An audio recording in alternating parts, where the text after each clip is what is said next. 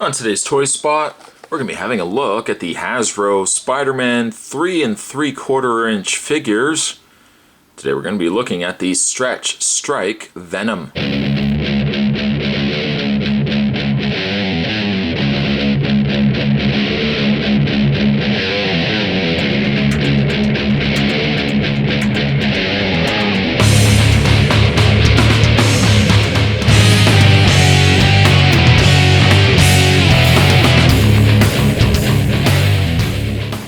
Strangely enough, they seem to have dropped, and it's also, I want my add to a good thing. They dropped the playing cards that came with these figures originally.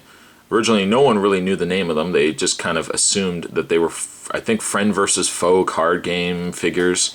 They've dropped that completely.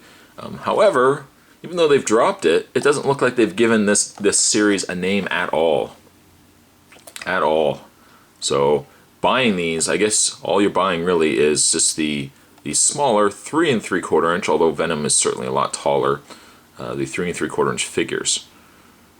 His gimmick is he has a stretchy arm attack. Ages 4 and up. I think I should be alright, 4 and up.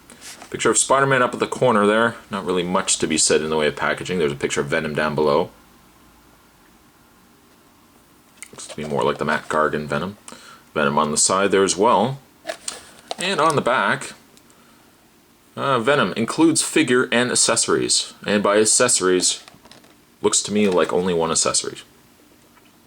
Again, indicating that he has a stretchy arm attack, snap-on attack arm.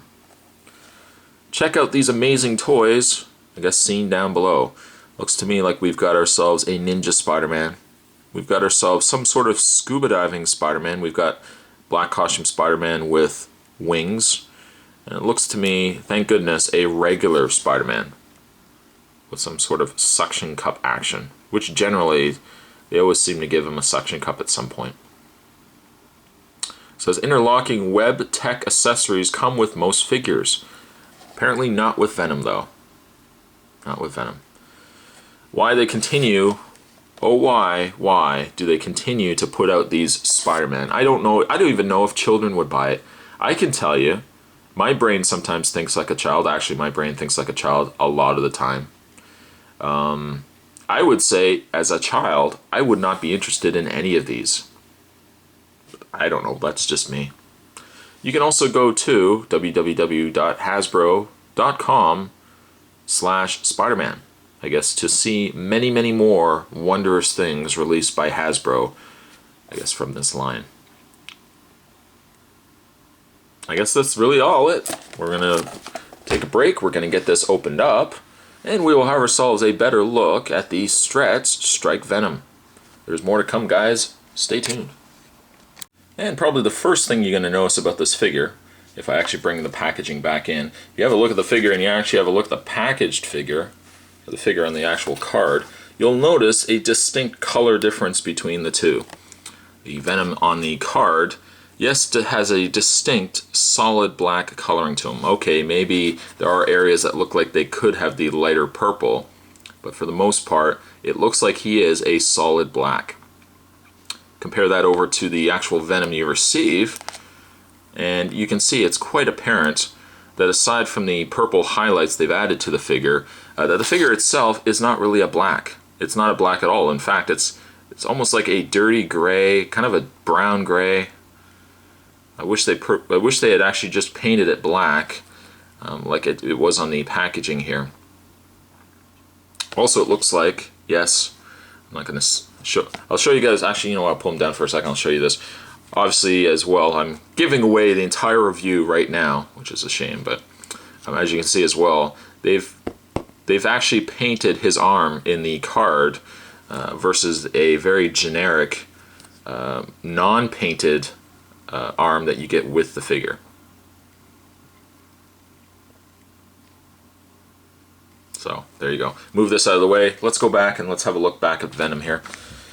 Alright, figure as a whole is actually pretty nice. I do actually like it quite a bit. Again, really, if I had one problem with the figure, it would just be the fact that its coloring seems so off. I don't know. My painting certainly is not spectacular, but I don't know if I would actually go back and try to paint this guy black. I would just hope that Mattel would release this guy in a black variant. I don't personally need all this additional purple highlights in the areas. I don't think most children would need it either. So some CEO or some designer said to himself, you know, Venom's generally black, but we're not going to do that. Why are we going to throw black on this figure? Let's instead give him a really brown-gray color with all these metallic purple highlights. It's Venom. People will buy it anyways, right? And this guy sure did. But really, aside from the paint, the application maybe is not the greatest, but the sculpt is fantastic. As you can see, we've got Venom with his little, well, I was going to say his little, he's certainly got a very long tongue sticking out there. And he's also got all these little pieces of the symbiote costume branching out from his actual body. They're rubbery, so I don't think you have to worry too much about them breaking off. So the areas on his arm certainly are a little harder than the extensions on his shoulders. His tongue is also rubbery, so I don't think you have to worry too much about that coming off. Should you bang it, or if it falls off a shelf, it may still be good. I don't think we're going to have any tongue loss going on here.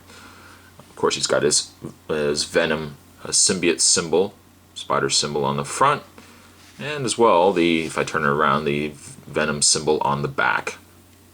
Very nice detail on the back as well, I might add, along with the spinal cord.